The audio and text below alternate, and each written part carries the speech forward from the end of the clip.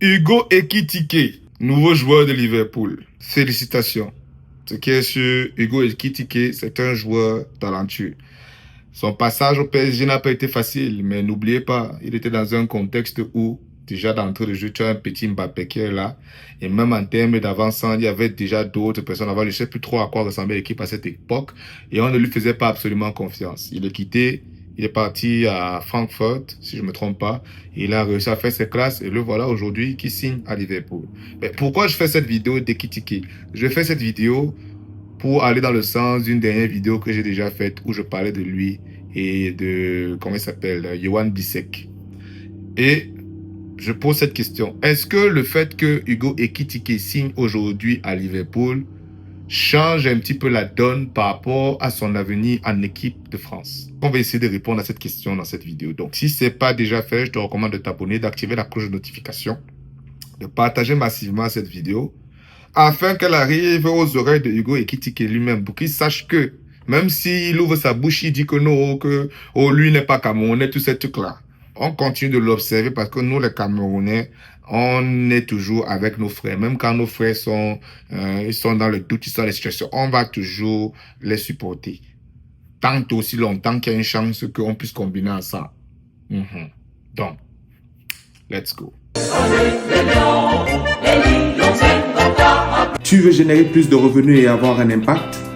Lance ton entreprise en ligne avec Frequency Click.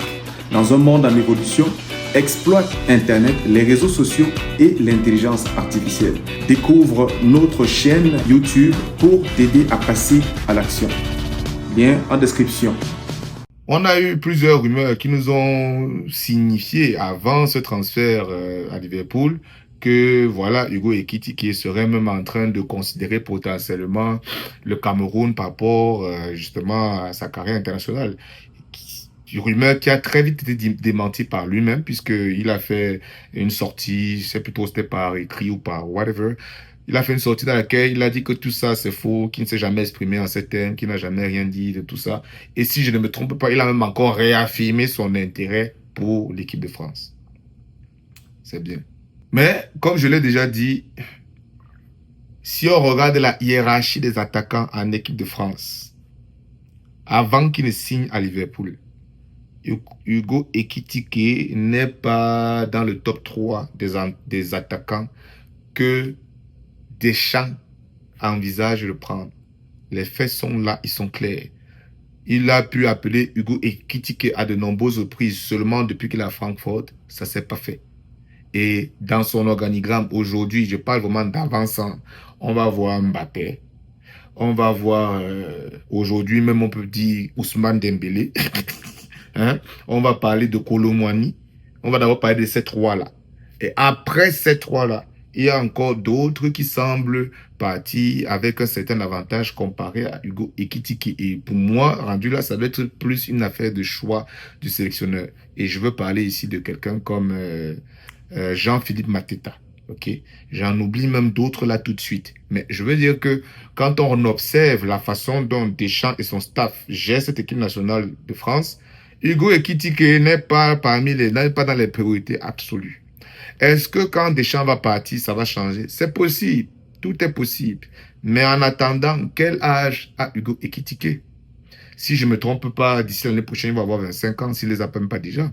Donc, ça veut dire que s'il faut parler en termes d'équipe nationale, il lui reste quoi? À peu près 5 ans pour être à son prime, pour pouvoir participer à une grosse compétition internationale. Et lorsqu'on voit la prochaine Coupe du Monde qui est en train d'arriver l'année prochaine, comme je dis, il n'a aucune garantie qu'il va pouvoir faire partie des joueurs sélectionnés. Même si, voilà, aujourd'hui, il a quand même passé un cap en quittant Francfort pour arriver à Liverpool. Donc, ça veut dire un peu plus d'exposition médiatique et encore plus s'il s'impose à Liverpool. Je pense humblement que dans la hiérarchie, il va avoir une bousculade. C'est-à-dire que je ne sais pas où Jean-Philippe Mateta va jouer la saison prochaine, mais assumant qu'il est toujours à Crystal Palace, si Hugo Ekitike à Liverpool juste marque plus de buts en première ligue que lui, moi je me dis que de façon naturelle, déjà même que les gars comme Jean-Philippe Mateta, je ne suis même pas sûr qu'on les appelle pour l'instant. Hein? Bref, donc on voit qu'il pourrait passer devant, mais encore une fois de plus, même si tu passes devant, il reste qu'il y a deux orgues qui sont en train de s'imposer là-bas de façon drastique. C'est-à-dire d'abord le premier, qui est son frère Kamer Mbappé. Parce que quand vous voyez Mbappé là, vous croyez que qui peut venir enlever la place d'Mbappé dans cette équipe de France? Quand Mbappé est là et qu'il va bien, mon ami, il n'y a personne qui peut le mettre au banc. Vous vous amusez, un match dure 180, 120 minutes. Mbappé joue sur les 120 minutes, en fait. Dans un tel contexte, où est-ce que Hugo Ekitike va pouvoir trouver du temps de jeu? Si même Mbappé n'est pas disponible avec les dernières performances de Ousmane Dembélé, je suis désolé, il y a de très fortes chances que ce soit Dembélé qui passe automatiquement dans la liste. Moi-même, je suis le coach de l'équipe de France, c'est exactement ce qu'il va faire. Si Mbappé n'est pas disponible, mon attaquant, c'est Ousmane Dembélé. Il y a même pas une discussion là-dessus. Et là, de ce fait, sur les côtés, on va mettre qui? On a les Doué, on a les Barco là, et il y a encore d'autres. Hein? Il y a des anciens qui... Donc, bref, je veux dire qu'il y a tellement une concurrence féroce que, oui, arriver à Liverpool, à mon humble avis, ouvre une nouvelle brèche pour Hugo Ekitike. Une nouvelle possibilité de démontrer qu'il a le niveau de l'équipe de France et qu'il peut s'imposer. Donc, oui, il y a cette chance-là que peut-être que d'ici, je sais pas moi, quelques semaines, mois, à travers ses performances à Liverpool, encore faudrait-il qu'il s'impose, et bien que voilà, il puisse être appelé une fois, tout ça passant. Mais restons froids. Sur le très très long terme, quel avenir Hugo Ekitike a fondamentalement avec l'équipe de France? Parlons peu. Je parle de lui, je reparle encore de Yohan Bissek. Pour ceux qui jouent même simplement aux jeux vidéo, qui jouent à FIFA, qui jouent à, aujourd'hui on appelle ça comment déjà, FC, football, FC 2025. Si tu prends, tu décides que tu es coach, tu prends une équipe comme peut-être même, je sais pas moi, tu te retrouves en train de coacher une équipe nationale comme l'Allemagne. Tu commences à faire les listes, tu regardes les joueurs. Je vous dis que sur le papier, Yohan Bissek n'est pas parmi les plus forts. Sur les 5 prochaines années, là, il y a au moins 3-4 défenseurs qui sont, d'abord, je veux dire en termes même de niveau, qui ont un niveau un peu supérieur à lui. Et donc, de ce fait, il y a de fortes chances qu'il soit d'abord devant lui dans l'organigramme. Donc, oui, c'est bien de dire que tu joues pour la Mannschaft, c'est bien de dire que tu joues pour l'équipe nationale. Mais si, en fait, dans le fond, tu ne joues pas à ça, quoi. À part si les gars nous disent que, eux, ils veulent seulement les titres. Bon, pas de souci. Mais moi, je me dis que si ces gars veulent avoir un vrai impact, voici l'équipe nationale du Cameroun qui est en pleine reconstruction. Il y a des places à prendre. Mais le problème avec ces places, c'est qu'il faut savoir aussi se positionner le plus rapidement possible parce qu'il y a des pépites qui viennent derrière. Il y a des Christian Kofan. Je donne un exemple pour Hugo Ekitike. Si par malheur, par malchance, voilà, il ne se fait pas souvent appeler en équipe nationale et que finalement, c'est sur le tard qu'il se réveille, il dit, je peux venir jouer avec l'équipe nationale du Cameroun. Qu'il fasse attention, hein. Parce que si les Carl Etaillon, les Christian Kofan ou je sais pas trop qui débarquent là, ils s'imposent là-bas en avançant. Ce ne sera pas vrai que parce que tu t'appelles Hugo Ekitike et que, je sais pas moi, les Camerounais vont être d'accord que tu viens. On te dit que mon frère, reste où tu étais. Nous, on est là, on aime notre nouvel attaquant. C'est lui notre fer de lance. Et si tu arrives, tu ne vas pas avoir une place de titulaire comme ça qui va t'être donnée. Tu vas devoir t'imposer. Même si c'est toujours vrai aujourd'hui. Mais je veux dire qu'aujourd'hui, il y a un peu un boulevard qui fait que il débarque en équipe nationale tout de suite. Mais je suis désolé.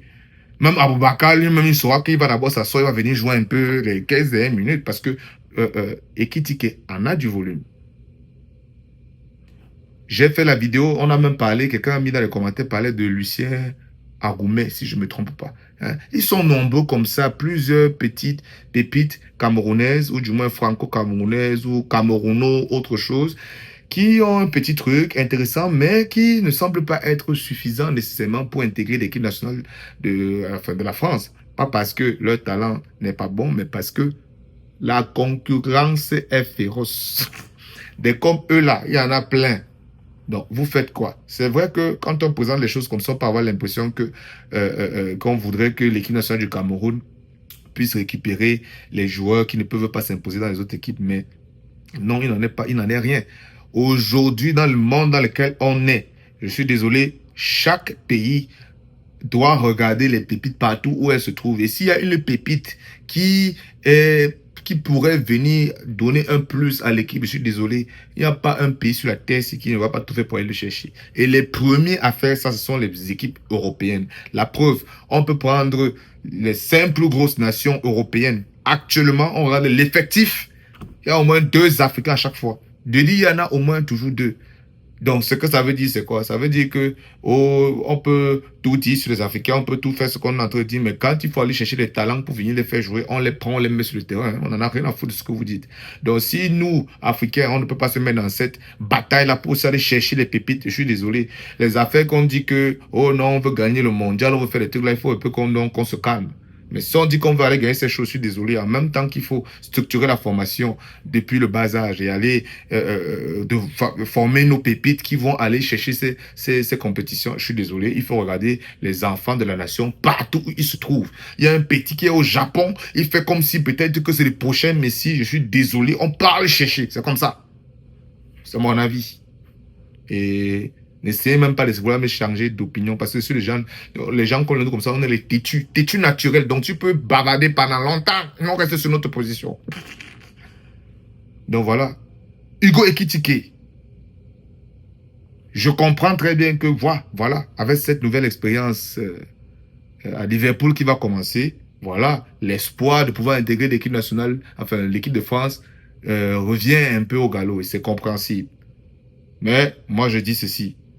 Si l'équipe de France blague un peu 1-2, 1-2, Hugo Ekitike, n'aie pas honte. Tourne-toi vers le Cameroun. On est là, on est prêt à t'accueillir.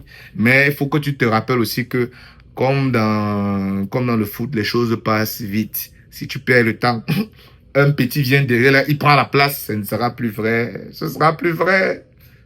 Voilà. Qu'est-ce que vous en pensez, les gars?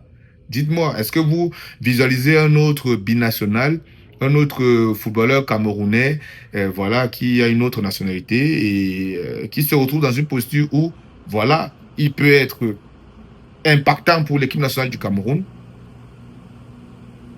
mais il a des difficultés à pouvoir fondamentalement s'inscrire dans la durée dans ces autres équipes. Vraiment, mettez dans les commentaires. On va aller analyser chacun de leurs cas et évaluer si c'est vraiment intéressant pour eux de considérer le Cameroun en toute humilité, avec la ferme intention de venir faire des résultats, hein, ou alors, voilà, que les gars restent dans leur but, il n'y a pas de souci.